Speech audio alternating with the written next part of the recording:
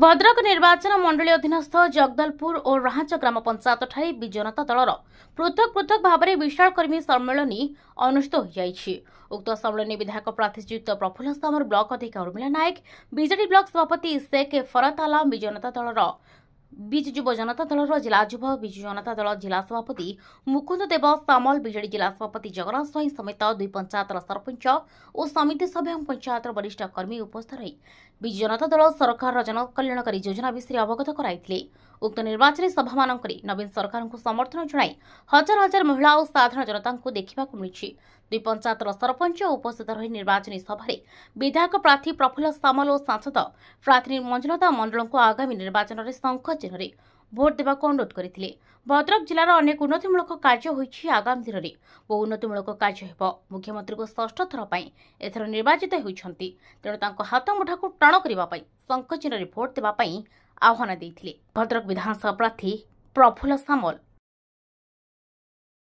आपण निजे स्वचक्षुरे देखिले जे खाली जगदलपुर नुहे जो आमर भी कर्मी सम्मेलन होउछि एवं केते संख्यक माँ केते संख्यक कर्मी जोग दौरान ताहा आपण निजे अनुभव करुवे। यही कर्मी सम्मेलन निर्वाचन फल ये जानीपे जे आगामी 1 तारिख जो निर्वाचन हम भद्रक विधानसभा निर्वाचन मंडल में से विजु जनता दल एवं नवीन पट्टनायक नेतृत्व को केते दूर ग्रहण कर आपण मैंने निजे कहवा उचित। मो मुहर से कहवा उचित नुहे कि ये कहबी षष्ठ थर नवीन बाबू मुख्यमंत्री को कई रोकिपारे ना। जो निर्वाचन रणनीति कौन रही आमर विकास होची आमर रणनीति भद्रकर विकास सहित प्रत्येक पंचायत प्रत्येक गाँ एवं आमर विकास जो मुख्यमंत्री कहते विकास जाई व्यक्ति पाखे पहुँचब खाली समाज में पहुँचब ता नुहे प्रत्येक जो रही